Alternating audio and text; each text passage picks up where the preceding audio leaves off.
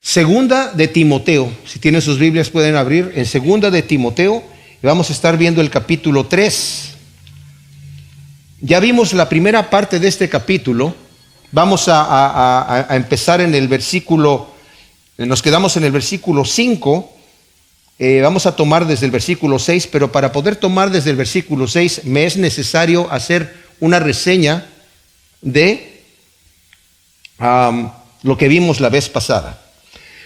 Quiero dar una introducción breve como la que he dado siempre. Esta carta es la última carta que escribe el apóstol Pablo.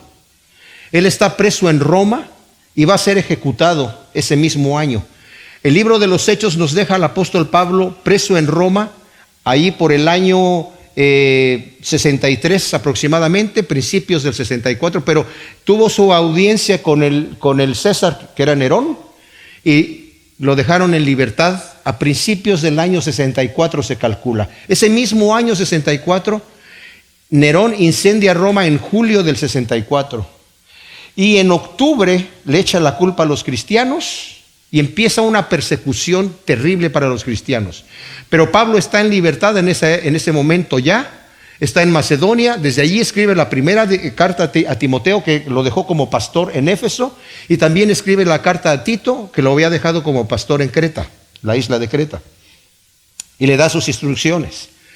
Aprenden al apóstol Pablo por el año 67, solamente estuvo fuera como 3 años o tal vez 2 años y medio, lo toman preso porque ya era él un líder principal del cristianismo, que era la religión ilícita, y es llevado a Roma para ser juzgado y ejecutado ese mismo año 67. Ese mismo año también Pedro es apresado, es llevado también y es juzgado. Y Pedro escribe su segunda carta en esta misma época. Ambas cartas son las últimas palabras del apóstol Pablo y del apóstol Pedro también, ¿verdad? En este momento el apóstol Pablo está escribiendo una carta muy personal a Timoteo porque tomó a Timoteo como una persona específica, especial. Tenía muchas personas que lo estaban ayudando. Bueno, aquí ya le escribe a Timoteo diciendo, todos me abandonaron en Asia, me abandonaron. Se avergonzaron de mí porque como vieron que yo era como el enemigo del Estado, entre comillas, para los romanos, y si se identificaban con Pablo tenían problemas. Dice, muchos de ellos me abandonaron, pero otros estuvieron firmes conmigo. Y le está diciendo a Timoteo, Timoteo, tú no me falles, tú no me abandonas.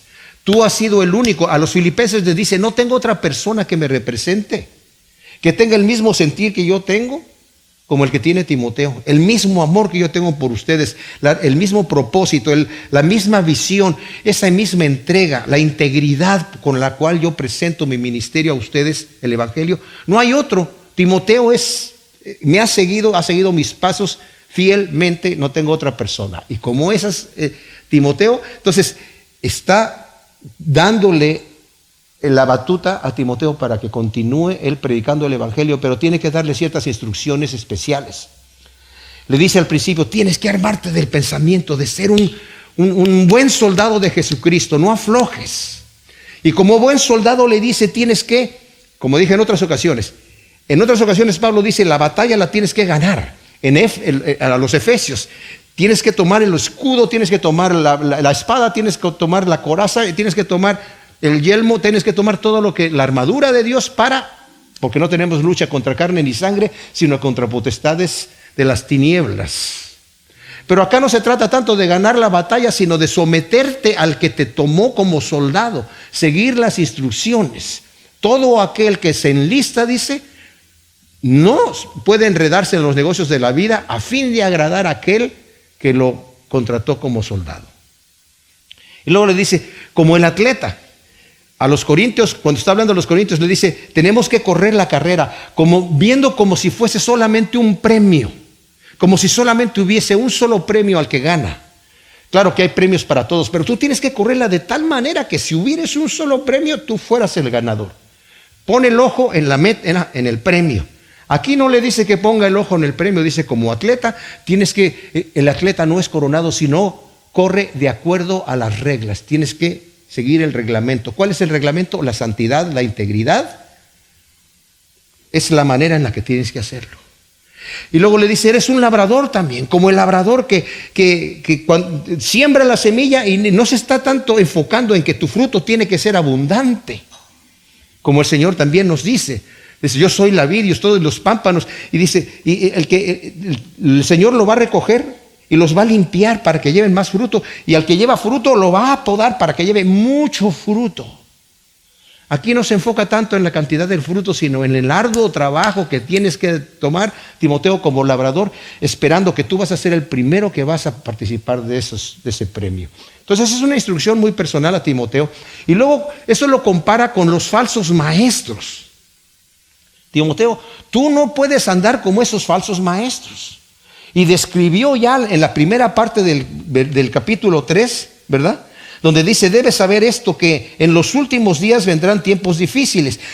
Habíamos hablado la vez que dimos ese estudio, el estudio anterior, que en el griego no aparece el artículo los. Está diciendo en últimos tiempos, que se está refiriendo a los tiempos de hoy, como en Hebreos dice, ¿verdad? En tiempos antiguos el Señor habló a los profetas, a los hombres a través de los profetas. Hoy en estos últimos tiempos el Señor nos ha hablado a través de Jesús su Hijo. O sea, esos últimos tiempos empezaron con la venida del Señor, hasta nuestros días continúan. Dice, va a haber hombres que van a ser amadores de sí mismos, amadores del dinero, arrogantes, soberbios, difamadores, desobedientes a sus padres, ingratos, irreverentes, sin afecto natural, implacables, calumniadores, intemperantes, crueles, enemigos de lo bueno, traidores, impetuosos, envanecidos y amigos de los placeres más que de Dios, que tendrán apariencia de piedad, pero negarán su poder. La palabra ahí en griego es dunamis, el poder de Dios, el poder del Espíritu. Negarán, o sea, no van a tener poder de Dios en sus vidas. Van a tener apariencia de que son cristianos, pero en realidad no lo van a hacer. Cuando ya los conoces en secreto, cuando yo los conoces en serio, te vas a dar cuenta que es puro cascarón, nada más, puro sepulcro blanqueado ahí. Apártate de ellos. Ahora, hice la observación, y vale la pena hacerla, mis amados, en dos cosas importantes. Una, Pablo, hablando de los falsos maestros en el capítulo 2, al final le dice cómo debe de ser el buen siervo de Dios. Y le dice en el versículo 22 del capítulo 2 de 2 de Timoteo, huye de las pasiones juveniles, sigue en pos de la justicia, la fe, el amor, la paz, con los que de corazón puro invocan al Señor, pero evita las controversias necias e insensatas, sabiendo que engendran contiendas. Porque un siervo del Señor no debe ser contencioso, sino amable con todos, apto para enseñar, tolerante, que con mansedumbre, fíjense, corrija a los que se oponen, por si quizá Dios les conceda el arrepentimiento conducente al conocimiento pleno de la verdad, y vuelvan en sí y escapen del lazo del diablo en que están cautivos a voluntad de él. O sea, Timoteo, tú como buen siervo de Dios, a esas personas que se están oponiendo, que están dentro de la iglesia, tienes que reprenderlos, tienes que, con toda mansedumbre, tienes que corregirlos por si se arrepienten. Dios les da que se arrepientan. Acá no le dice nada de estas personas que se corrijan. Está diciendo, apártate de ellos. Tienen apariencia de piedad, pero niegan el poder de Dios.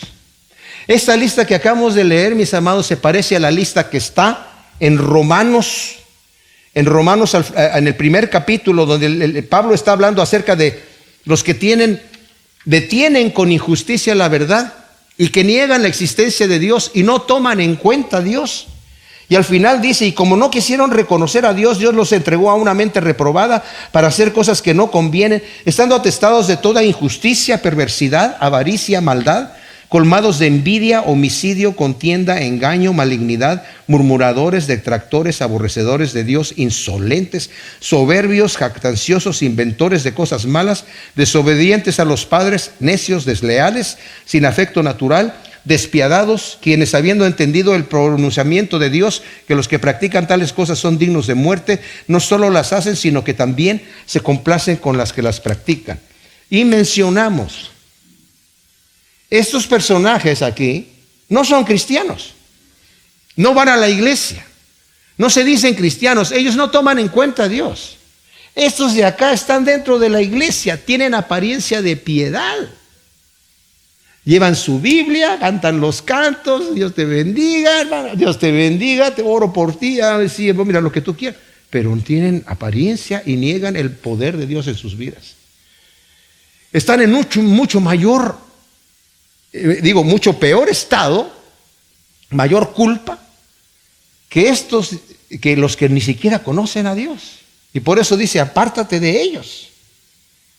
Estos son peligrosos dentro de la iglesia. Esta es la cizaña que siembra el enemigo dentro de la iglesia. Porque por un lado están los que se pierden. Por un lado están los pecadores que no quieren tomar en cuenta a Dios. Y por el otro lado están los que el enemigo siembra dentro del campamento del Señor.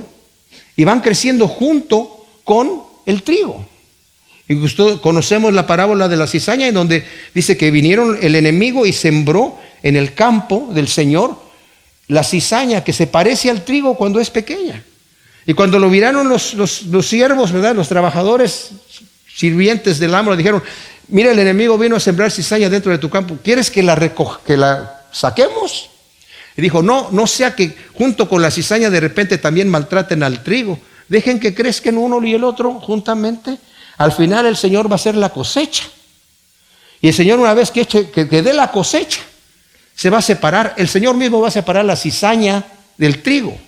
Al trigo le va a decir, venid bendito de mi Padre, al reino preparado desde antes de la fundación del mundo. En lo poco has sido fiel, en lo mucho te pondré. A la cizaña le va a decir, ¿por qué me llamaste Señor, Señor, y no hiciste lo que yo digo? Señor, ¿pero qué no estuvimos en la iglesia? ¿Qué no anduvimos en las campañas? ¿Qué no oramos por los enfermos? ¿Sanaron los enfermos? ¿Qué no echamos fuera demonios? No los conozco. ¿Quiénes son ustedes, hacedores de maldad? Apártense de mí. El Señor mismo va a hacer la separación. Esta es la cizaña. Y le está diciendo, apártate de ellos. No tienes que estar discutiendo con ellos. Esta es gente necia, que no va a escuchar las cosas de Dios. Es más, el problema con esta gente, dice, estos son los que tienen, cuando dice que tienen apariencia de piedad, quiero enfatizar esto.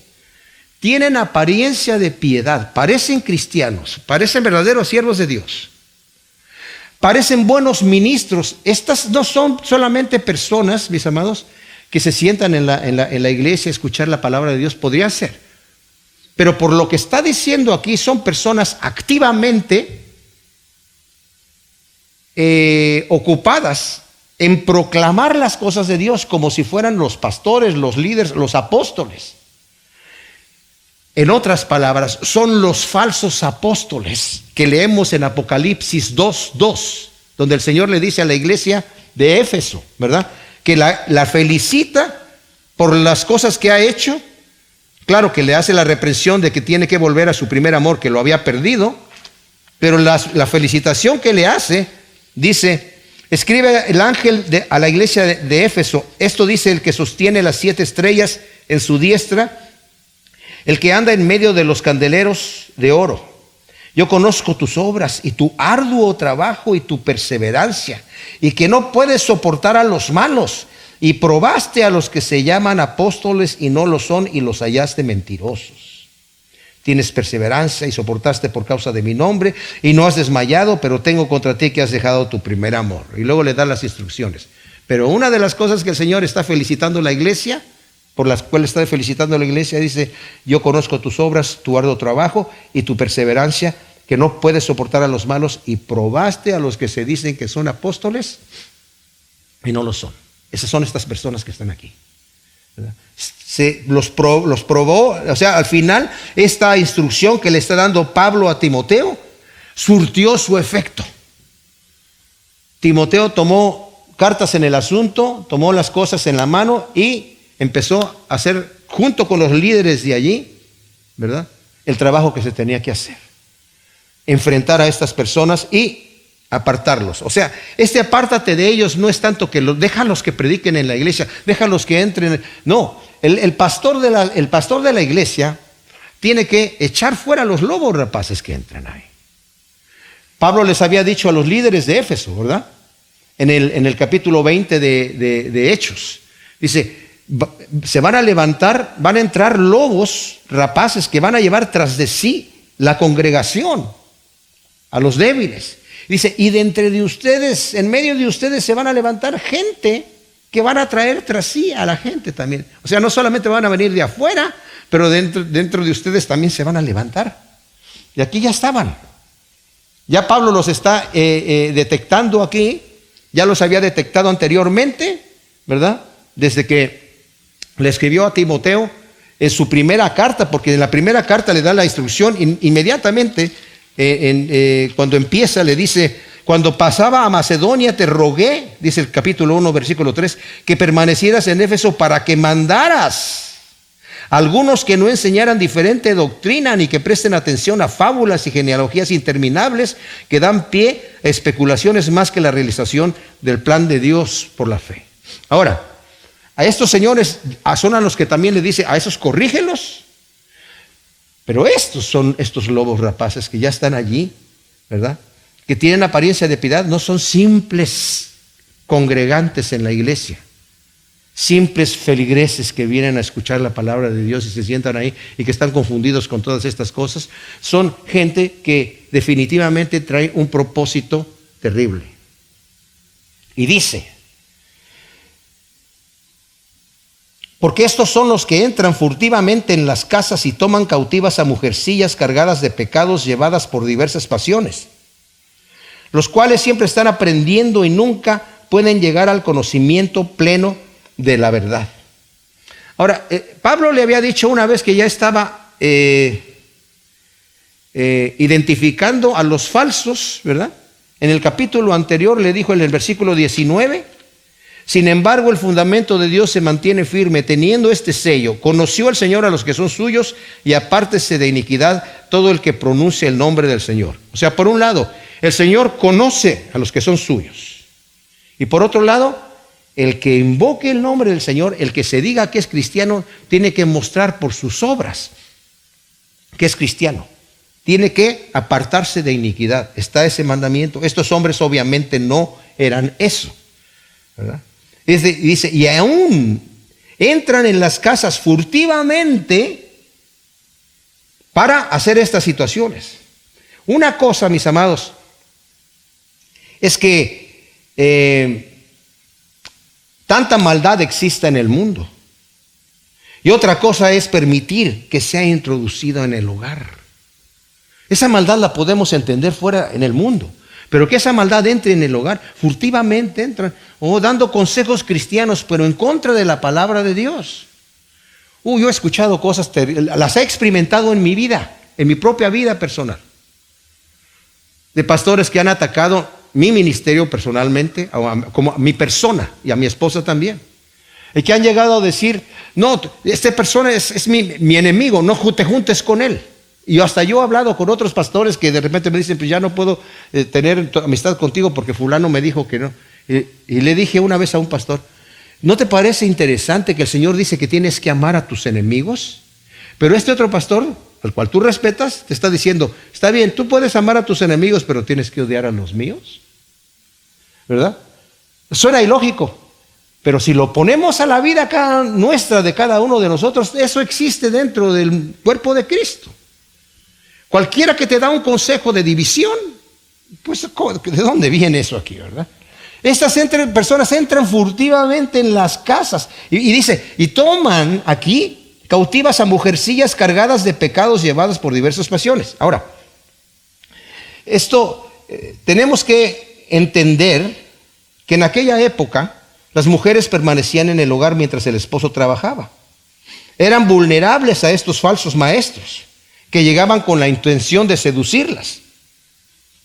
En el capítulo 2 de la segunda de Pedro, Pedro habla de estas personas que tienen los ojos llenos de adulterio y están allí, no se cansan de pecar y están tratando de meterse dentro de las casas de acuerdo a la costumbre de aquel entonces, mientras no está el marido, y le llama mujercillas, un término un tanto despectivo, ¿verdad? No porque quisiera insultarlas, no porque se está refiriendo a todas las mujeres, y nosotros lo vamos a tomar a nuestro punto, a nuestra área actual, ¿verdad? En este momento del tiempo y de la historia, ¿verdad? En donde no tenemos las costumbres de los romanos tenían allá, y todos somos vulnerables. Y más bien se está refiriendo a las personas que se dejan engañar. Estas personas entran ahí con cierta autoridad, no necesariamente a abusar de las mujeres, en este caso, en la manera física o sexualmente, sino se están metiendo, llevándolos cautivas, dice. Luego el versículo 7 dice, aquí la traducción de la Biblia textual, que es la que yo estoy leyendo, dice, los cuales, se está refiriendo a estas personas, siempre están aprendiendo y nunca pueden llegar al conocimiento pleno de la verdad. Pero la mayoría de las traducciones dicen, las cuales, refiriéndose a las mujeres. No importa a quién se refiera, de cualquier manera es la misma situación, ¿verdad? Si los que son vulnerables son tanto mujeres como hombres, por eso digo, ahora lo traigo a nuestra época en tiempo en la historia, tanto hombres como mujeres que quieren aprender las cosas del Señor, pero siempre están buscando, nunca llegan al conocimiento de la verdad. ¿Y por qué no llegan al conocimiento de la verdad? Porque no quieren escuchar la sana doctrina. Más adelante lo va a decir en el capítulo 4, que la carta continúa. Dice, vendrán tiempos en donde la gente ya va a estar cansada de oír la sana doctrina. ¿Cuál es la sana doctrina? Arrepiéntete, vive una vida santa, estudia la palabra de Dios. Tienes que amar al prójimo, tienes que amar a Dios sobre todas las cosas, todos estos principios que el Señor nos da. Ama incluso a tu enemigo, sométete a las autoridades, todas estas cosas. Cansados de escuchar esta cosa. No, ahora yo quiero, no busques las cosas de este mundo, sino no te hagas tesoros aquí en la tierra, sino haces tesoros en el cielo. Y vamos a ver cómo incluso hay siervos de Dios, entre comillas, que andan predicando esa doctrina de la prosperidad. Decláralo, y que eres rico, vas a ser rico. Entonces ahora ya puedo hacerme tesoros en la tierra, claro, pero nada más tienes que decir que lo declaras en el nombre del Señor, por fe. Pues entonces ya lo que dijo el Señor Jesucristo ya no valió. Ahora vale lo que dice el nuevo siervo de Dios, entre comillas. Convincentes. Siempre están aprendiendo, nunca llegan al conocimiento de la verdad. ¿Qué quiere decir esto? ¿Dónde está el nuevo mover del Espíritu? Allá es donde está. Acá es donde se están embriagando en el Espíritu. Mira, acá están ladrando como perros, acá están volando como águilas. Bueno, no vuelan, pero nada más le hacían así, ¿verdad? No sé cuántos de ustedes entraron de esos movimientos raros que vivieron en algunos lugares. ¿Dónde está el nuevo? Yo tenía un amigo pastor en México que ya está con el Señor. Siempre andaba buscando dónde estaba el nuevo mover del Espíritu. Aquí está lo que necesitamos, mis amados. No necesitamos el nuevo mover del Espíritu. Necesitamos que el Espíritu Santo se mueva en mi corazón para vivir una vida recta, santa, que agrada a Dios. Dice, pero de la manera que Janes y Jambres resistieron a Moisés, así también estos resisten a la verdad, hombres de mente corrompida y réprobos en cuanto a la fe. O sea, dice, estos magos, bueno, los nombres no aparecen en la Biblia, pero según en la tradición había otros escritos en donde aparecían, escritos judíos, que obviamente lo conocía el apóstol Pablo, lo conocía Timoteo. Eran los magos que cuando llegó allí Moisés con la instrucción del Señor, dice, si no te creen, tira la vara de Aarón allí enfrente de ellos y se va a convertir en culebra, en serpiente, y después la tomas por la cola y se va a volver a convertir en vara. Entonces hizo eso, y los magos hicieron lo mismo, tiraron sus varas y también se convirtieron en culebras, ¿verdad? O en serpientes, pero la serpiente de la vara de Aarón se comió las otras dos, pero de cualquier manera imitaron muchas de las cosas que hizo Moisés, pero no pudieron imitarlas todas. Llegó el momento en donde le dijeron a Faraón, oye, eso sí es el dedo de Dios. O sea, Moisés no es un tremendo, excelente mago, es Dios el que está obrando allá. Pero Faraón ya estaba endurecido. Dice, pero no avanzarán largo trecho, porque a todos se hará evidente su insensatez, como también fue la de aquellos. O sea, no podrán progresar mucho, dice aquí, porque eventualmente se va a hacer evidente su insensatez. Y ha habido movimientos muy especiales y raros dentro de la historia de la iglesia, pero eventualmente el Señor los expone, ¿verdad? Y siempre se van a llegar a ser evidentes. Ahora, aquí en 2 de Timoteo capítulo 3, versículo 10, comienza diciendo: pero tú has seguido de cerca mi enseñanza, mi manera de vivir, mi propósito, mi fe, mi longanimidad, mi amor, mi paciencia. O sea, cuando dice pero tú, lo está poniendo en contraste de quiénes. Pues nos acaba de hablar de los falsos maestros, de los falsos apóstoles. Gente que estaba con, como había dicho Pablo, que estas son personas que están engañadas y engañando a otros y engañándose a sí mismos. O sea, al final se creen su propia historia, su propio cuento, que es que se creen los grandes siervos de Dios. Al principio saben que están mintiendo, saben que están actuando, saben que están fingiendo, pero después se creen el cuento que es así como es. Yo he tenido amigos pastores tremendos maestros de la palabra, que después de dejarlos de ver por muchos años, de repente encuentro o los veo en YouTube o la gente me cuenta lo que están haciendo y después los busco en YouTube y digo yo, pero ¿cómo se pudieron haber desviado tanto? Y se creen los grandes siervos de Dios. Un amigo mío que era muy buena onda, muy tranquilo, humilde: hola Alejandro, ¿cómo estás? Ya ni el coronavirus ahora le hace, porque le ibas a dar la mano y no te puedo dar la mano, no. Así, ya ni de codito. ¿Por qué? Porque se me va la unción de la mano. O sea, wow, sí. Y me acuerdo de haber visto a uno de ellos que un día pasó una pareja de rusos que iban a ir a regresar a su país, ya con el evangelio, y lo invitaron para que orara por esa pareja, y les ponen la mano y se cayeron de espaldas los jóvenes estos, ¿verdad? Y luego como que lo estaba yo viendo a ver qué hacía, y las manos las tenía así como, ¿qué hago con ellas? Las voy a guardar, no vaya a ser que vaya a empezar aquí a Shazam por todos lados. Y uno dice, wow, ¿de dónde sacan todas estas situaciones? Miren, mis amados, les voy a decir una cosa que es totalmente sentido común y lógica en esto. Todas estas doctrinas raras que salen, necesitamos nosotros ver. Había un libro que escribieron los apóstoles, al principio se llamaba Didaqué. Si no está hablado por Jesucristo, practicado por el Señor, enseñado en los evangelios, practicado por los apóstoles en el libro de los Hechos y enseñado en las epístolas, no es una verdad bíblica. Y hay cosas que, por ejemplo, como estaba hablando de la doctrina de la prosperidad, ¿verdad? Si eso fuese cierto, que cualquier cosa que yo declaro va a suceder, declaro sanidad en mi vida y declaro, si fuese algo así, no lo tengo que andar buscando y rebuscando de aquí y de acá, sino tiene que estar plena y llanamente puesto en la Escritura. Una cosa tan valiosa debería estar así. Una cosa de tanto valor debería estar allí.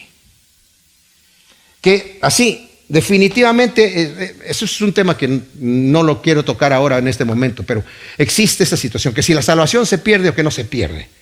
Bueno, necesitamos definir qué quiere decir eso, porque de repente la gente dice, no, es que este murió así porque realmente nunca fue salvo, o nunca supo cuando fue salvo, o si fue salvo o no.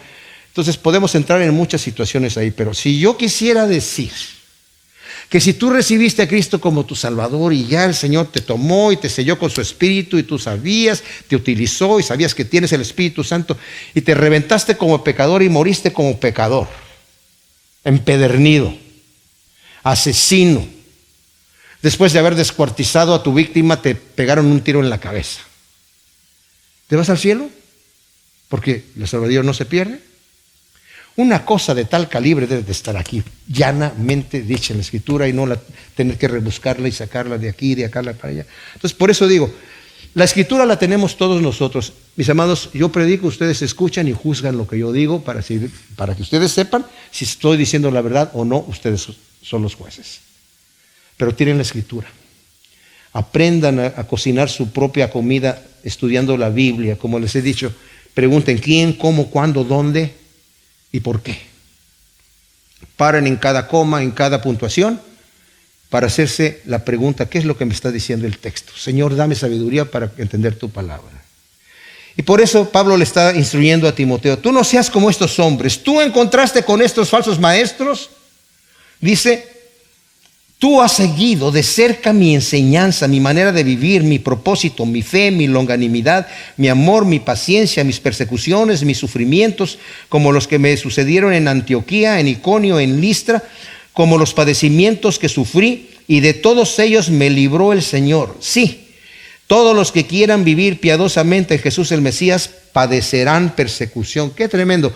En la Reina Valera no tiene el mi en cada cosa de estas, pero en realidad en el griego sí aparece, y creo que le da más fuerza al texto, ¿verdad? Porque creo que la Reina Valera dice: pero tú has seguido de cerca mi enseñanza, mi manera de vivir, propósito, fe, longanimidad. Le quitan el mi, aunque está en el griego, ¿verdad? Y está diciendo allí de una forma muy... has seguido de cerca, que quiere decir, has aprendido y obedecido correctamente. Has andado de cerca conmigo. Has andado paso a paso. Has hecho las cosas que tienes que hacer de cerca. Fíjense lo que dice Primera de Timoteo, en el capítulo 4, versículo 6, dice: indicando estas cosas a los hermanos, lo que acababa de decirle, dice: serás buen ministro de Jesús el Mesías, nutrido con las palabras de fe y de la buena doctrina que has seguido de cerca. Esa buena doctrina, Timoteo, tú te has apegado a ella. Y dice: tú has seguido de cerca. Por eso dice Pablo a los filipenses: no hay otro siervo de Dios que ande conmigo que sea tan semejante a lo que yo hago, con la convicción que yo tengo, con el celo que yo tengo, con el amor que yo tengo al Señor, las cosas, como Timoteo.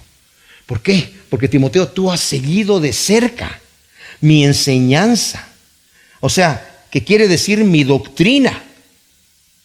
Has seguido de cerca mi manera de vivir. No solamente has observado quién soy yo.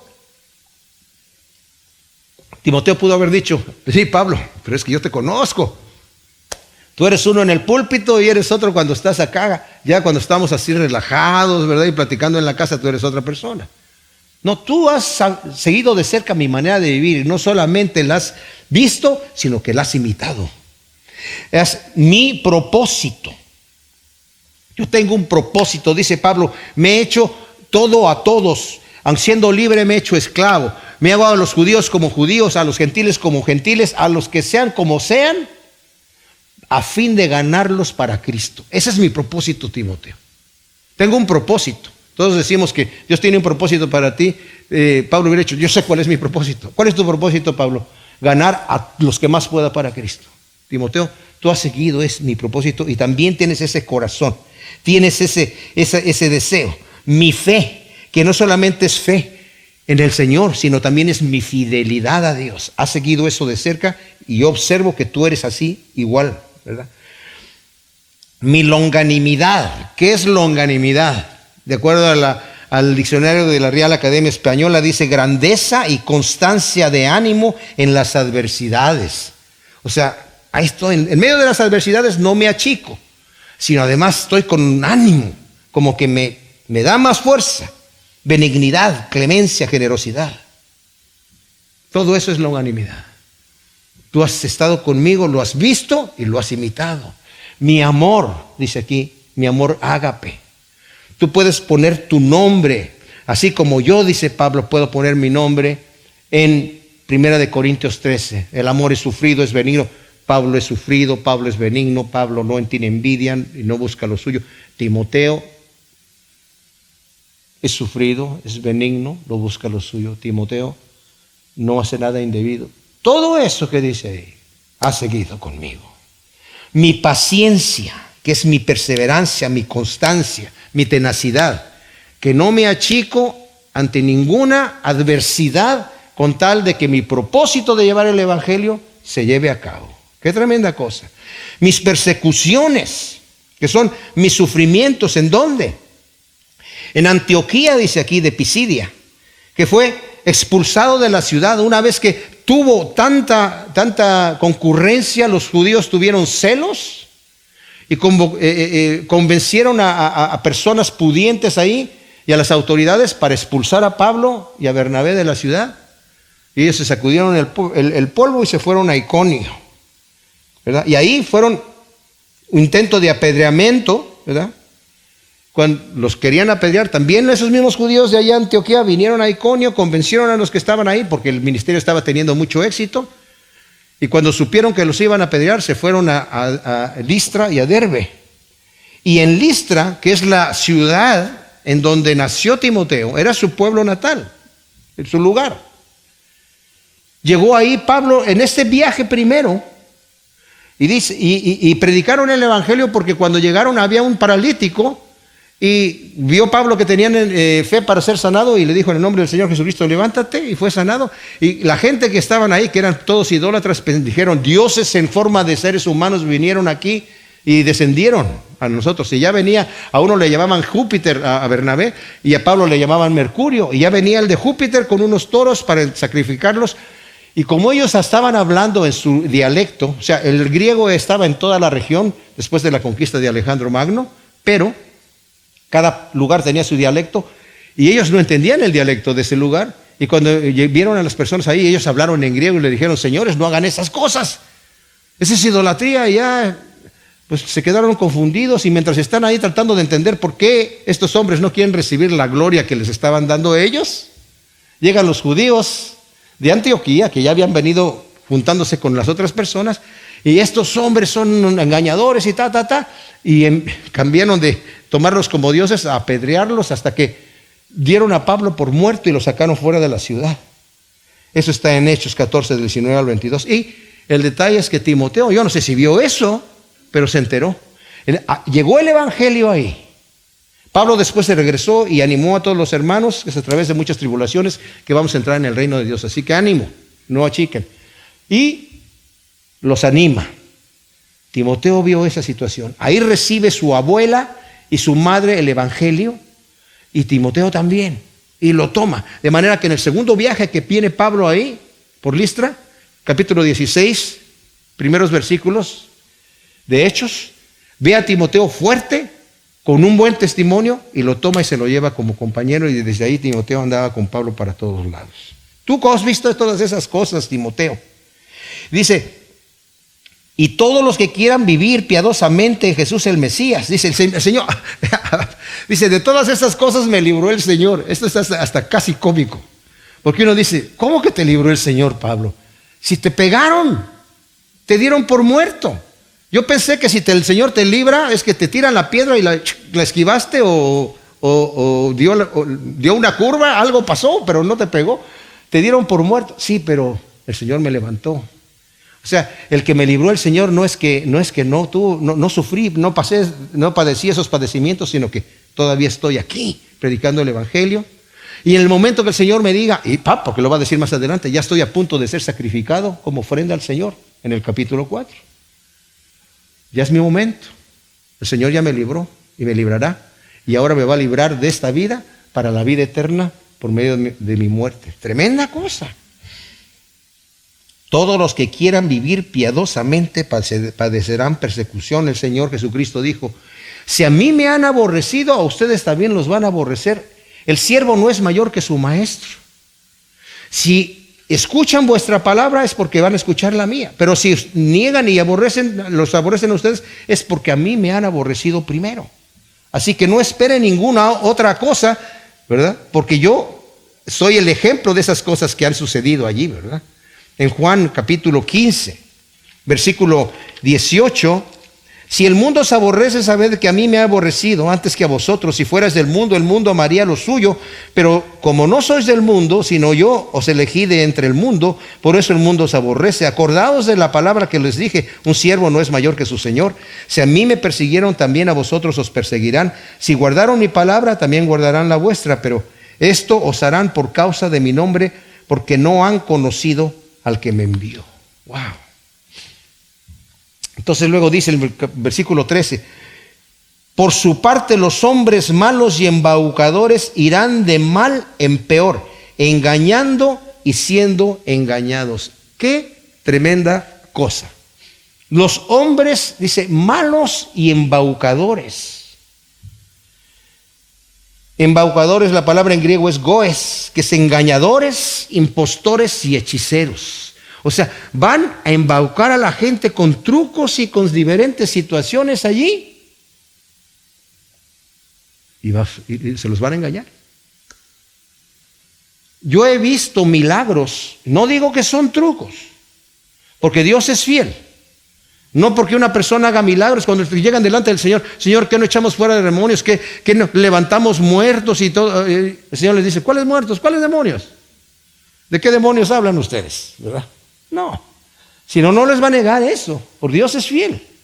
Yo he visto pastores así, falsos, pero falsos, porque ya después los veo y terrible, que han orado por gente que les falta una muela y de repente tienen una muela de oro y yo, delante de mí está como, wow. Sí, claro, hermano, ¿usted nunca había visto esto? Todos los días pasa aquí. Gran siervo de Dios. Embaucadores, dice aquí. Embaucadores y impostores. Irán, la palabra es procopto, que dice, van a avanzar, pero van a avanzar de mal en peor. Sí van a avanzar, pero van a avanzar de mal en peor. ¿Y cómo? ¿Cómo van a avanzar? Engañando y siendo engañados. Ellos van a engañar a otros y se van a creer en el cuento. Yo una vez hablé con un pastor que estaba en pecado terriblemente, en adulterio, en robo, en todo lo que se podía hacer. Y acababa de tener, yo sin saberlo todavía, él acababa de tener una reunión en su congregación y había unos enfermos que habían pasado allí y sanaron. Y al otro día estábamos tomándonos un café. Yo todavía no sabía que andaba en pecado. Me dice, si yo estuviera mal, ¿hubieran sanado esos enfermos? Y yo me quedé pensando, no, los enfermos sanan por la fe. Le dije, pero ¿quién dice que estás mal? Más bien la pregunta, me preocupó ese tipo de pregunta, ¿verdad? Pero los que sanaron por la fe en Cristo Jesús, no porque él tenía pero él sí ya se la creía. No estoy mal. Dios aprueba mi adulterio, aprueba mi robo, porque si no, no estaría respaldándome aquí. Irán de mal en peor, engañando y siendo engañados. No por el hecho de que un ministerio sea exitoso, quiere decir que el siervo que está allí es íntegro. Eso solamente lo sabe el Señor y los que son íntimos a la persona. Pero muchas de sus cosas, dice como aquí, el versículo 9, no avanzarán largo trecho porque a todos se hará evidente su insensatez, como también fue la de los magos de Egipto. ¡Wow! El Señor lo va a descubrir todo al fin de cuentas. Pero tú persiste en lo que aprendiste y fuiste persuadido sabiendo de quiénes aprendiste. En algunas versiones dice de quién aprendiste. Fíjese, esto es importante. Dice, tú persiste. La palabra meno en griego, persevera. Continúa soportando con toda entereza en lo que aprendiste y fuiste persuadido. ¿Por quién? Pues por el Espíritu Santo, pero también fue persuadido por las personas de las cuales aprendió, dice aquí, ¿verdad? Sabiendo de quiénes aprendiste. O sea, aprendió de Pablo, obviamente, cuando estuvo en Listra el apóstol Pablo, pero dejó el evangelio en mano de su abuela y en mano de su madre cuando él era un jovencito, un niño. Y ellos teniendo el trasfondo judío y el conocimiento ahora del evangelio, que ya había quedado en manos de los líderes que estaban allí en Listra, fue aprendiendo. Pero quiero solamente hacer hincapié en algo que es menospreciado en el ministerio, en la vida de la persona. La importancia y valor de la enseñanza y el ejemplo cristiano de la madre y la abuela, en este caso, en la educación cristiana de Timoteo, ¿verdad? Del oír a su madre, ¿cómo dice aquí? De Loída y de Eunice, ¿verdad?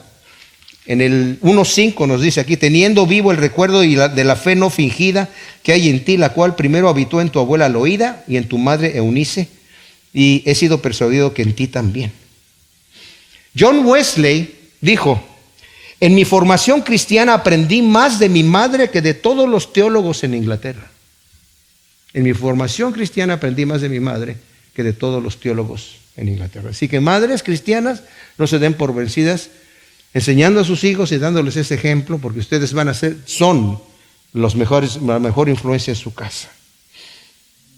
Ya sea para bien o ya sea para mal, ojalá que sea para bien, ¿verdad? El versículo 15 dice, ya que desde niño conoces las sagradas escrituras, las cuales pueden hacerte sabio en la salvación que por la fe hay en Jesús, el Mesías.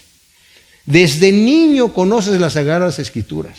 O sea, la importancia y la educación, nuevamente repito, de que se recibe en el hogar. Mis amados, aquí los niños los tenemos en la iglesia por un momentito. Y las maestras que están dando clase en este momento, las admiro grandemente. A todas las maestras que enseñan a los niños. Porque es un esfuerzo y hay una dedicación. Y hay momentos de oración, y hay momentos de preparación, y hay una preocupación por los niños de la congregación genuina. No es una cosa de que vamos a dar una clase ahí nomás. No, hay una preocupación genuina, ¿verdad? Pero se ha notado, porque he platicado con las maestras, que si no tienen una educación en el hogar, aquí no van a recibir toda la educación. A veces en el hogar pasan otras cosas y cuando llegan aquí no se puede arreglar todo de un golpe. Madres, enseñen a sus hijos los principios divinos. Enseñan a sus hijos los principios cristianos. Porque son responsables, también el padre, pero sobre todo la madre, que es la que está allí más de cerca, para entregar cuentas a Dios. Ese es el primer ministerio de la madre en su hogar, sus hijos. Versículo 16. Antes de eso dice, las sagradas escrituras que te pueden hacer sabio en la salvación que es por la fe que hay en Cristo Jesús. O sea, esa semilla que se te está enseñando en el hogar y que se te está corroborando en la iglesia, ¿verdad? Reforzando allí, te pueden hacer sabio para tu fe y tu salvación en Cristo Jesús. Y luego dice, versículo 16, toda la escritura es inspirada por Dios y es útil para la enseñanza, para la refutación del error, para la corrección, para la instrucción en la justicia, a fin de que el hombre de Dios esté completamente calificado, equipado para toda buena obra. Tremendo. Ahora, cuando dice aquí toda la escritura, se refiere al Antiguo y Nuevo Testamento. Miren, en segunda de Pedro, porque algunos dicen, no, pero ¿cómo se puede estar refiriendo al Nuevo Testamento? Si el Nuevo Testamento, el canon todavía no estaba formado. Bueno, tampoco estaba formado el canon del Antiguo Testamento, y esto lo voy a explicar un momento más. Nada más quiero leer el versículo 15 y 16 del capítulo 3 de segunda de Pedro. Considerad la paciencia de nuestro Señor como salvación, como también nuestro amado hermano Pablo os ha escrito según la sabiduría que le fue dada, como también habla de esto en todas sus epístolas, en las cuales hay algunas cosas difíciles de entender que los indoctos e inconstantes tuercen, como también las otras escrituras para su propia perdición. O sea, está diciendo las otras escrituras, porque la escritura del hermano Pablo también es escritura. Los que estaban escribiendo, mis amados, el apóstol Pablo, no crean que estaba escribiendo y no sabía él que estaba escribiendo palabra de Dios. Sabía, como lo sabía Isaías, como lo sabía Jeremías, como lo sabía Daniel. Estaban escribiendo de parte de Dios, como lo sabía David, como lo sabía Moisés. Y todos los escritores y los diferentes profetas sabían que estaban escribiendo palabra de Dios. Lo sabía, y también lo sabía Pablo y lo sabía Pedro. El Antiguo Testamento fue aceptado oficialmente, ya se conocían como palabra de Dios algunas de las cosas, en el año 70 después de Cristo, ¿verdad? En el concilio de Nicea. Y en el Nuevo Testamento fue hasta el siglo IV que se reconocían ya las cartas, pero dijeron, no, que este es lo que había unos cuestionamientos de algunas cosas y ya como quedó, como lo tenemos aquí, el siglo IV. En el griego dice, fíjense, esto es importante, se lee así: toda escritura inspirada por Dios y útil para, y todo lo que sigue. O sea, el es no aparece, el y sí. Pues repito, el griego nada más dice así: toda escritura inspirada por Dios y útil. Esto ha dado lugar a la crítica textual, que es la alta crítica. Bueno, no es lo mismo, la alta crítica, a cuestionar en la traducción. Una la traduce así, le pone el es y dice, toda la escritura es inspirada por Dios y útil para enseñar. Otros dicen, bueno, no, el es lo podemos poner, toda la escritura está inspirada por Dios, y le ponen, toda la escritura inspirada por Dios es útil para enseñar. La que está inspirada, la otra no. El problema con la segunda interpretación es que el y lo omiten. Y no cabe en ninguna parte de esa situación. Y están diciendo que hay partes que sí están inspiradas y partes que no. El grave problema, hay varios problemas, ¿verdad? Uno, el y el otro que no está siguiendo el contexto del versículo anterior, en donde está diciendo que las Sagradas Escrituras pueden hacerte sabio en la salvación. No dice algunas de las Sagradas Escrituras, todas, ¿verdad? Y la otra es que si yo digo que algunos son inspirados y otros no, ¿cómo sabemos cuáles sí y cuáles no? ¿Verdad? Lutero decía que la carta de Santiago era paja, basura. Porque él, no entendiendo a Santiago, que está diciendo que la fe sin obras es muerta, decía, él está diciendo que es por obras. No, él está diciendo que la fe sin obras es muerta en sí mismo. La fe tiene que tener algo, sustancia, tiene que tener algún fruto. Es lo que estaba diciendo Santiago. Pero se tomó la libertad de decir él, arrogarse la libertad de decir, esa parte de la escritura es basura, esa no está inspirada por Dios. Hay que tener mucho cuidado, ¿verdad? ¿Quién es la autoridad para decir una cosa así? Ahora, explicar cómo inspiró Dios las escrituras. Necesitamos entender que, estaba yo leyendo un comentario voy a tratar de ser lo más breve posible, ¿verdad? Todos los problemas que hay, de qué significa la inspiración. No crean ustedes que se sentaban los grandes siervos de Dios, los escritores, con la mente en blanco y estaban escuchando palabras y escribiendo mecánicamente lo que escuchaban de parte del cielo. Es una caricatura eso. El Señor utilizaba, ¿verdad?, el sentimiento, el estilo, la percepción de los individuos. Y el Señor utilizaba esas situaciones. Y podemos decir, sí, pero es que hay discrepancias en algunas cosas de la Escritura. Aquí dice que eran 2 gadarenos y aquí dice que es uno. El Señor utiliza esas discrepancias allí, como lo vimos anteriormente, para que aquel que quiera un pretexto para no creer, que no crea. Como las parábolas. Porque tienen ojos y no quieren ver, no van a ver. Tienen oídos, no quieren oír, no van a oír. Yo no tengo ningún problema con eso. Y Dios utilizó de esta manera, ¿verdad? Ya no hay nueva revelación, mis amados. La revelación de Dios ya está dada, ¿verdad? Y dice aquí, esta escritura es útil ¿para qué? Para la enseñanza, para la refutación del error, para la corrección y para la instrucción en justicia, a fin de que el hombre de Dios esté completamente calificado y equipado para toda buena obra. No estamos hablando aquí de obras para la salvación, sino obras fruto de la fe viva. Calvino, el reformador, dijo, la salvación es por la fe sola, pero la fe que salva no está sola. Tiene que tener un fruto, ¿verdad? No es nada más intelectualmente, sino. Y eso me va a hacer capaz, me va a calificar completamente equipado, teniendo el carácter, conducta semejante a mi Redentor. Como dice en Juan, termino con esta escritura, en 1 de Juan, capítulo 2. Hijitos míos, estas cosas os escribo para que no pequéis, y si alguno peca, abogado tenemos para con el Padre a Jesús el Mesías, el justo, el cual es también la propiciación por nuestros pecados, y no solo por los nuestros, sino también por los de todo el mundo. Y en esto sabemos que lo hemos conocido si guardamos sus mandamientos. Ahí está el fruto de la fe. El que dice yo lo conozco y no guarda sus mandamientos es mentiroso y la verdad no está en él. Pero el que obedece su palabra, en este verdaderamente se ha perfeccionado el amor de Dios. Por esto, pues sabemos que estamos en él. El que dice que permanece en él debe andar como él anduvo. Y dice el versículo 28. Ahora, hijitos, permaneced en él para que cuando sea manifestado tengamos confianza y no nos apartemos de él avergonzados en su venida. El fruto de nuestra fe tiene que ser nuestra conducta, nuestro deseo de imitar a Cristo. Somos pecadores. Que fallamos todo el tiempo. Pero ese debe ser el esfuerzo, ese debe ser el propósito. Gracias, Señor, te damos por tu palabra. Te pedimos que tú siembres estas verdades en nuestros corazones y que produzcan su fruto al 100 por uno en el nombre de Cristo. Amén.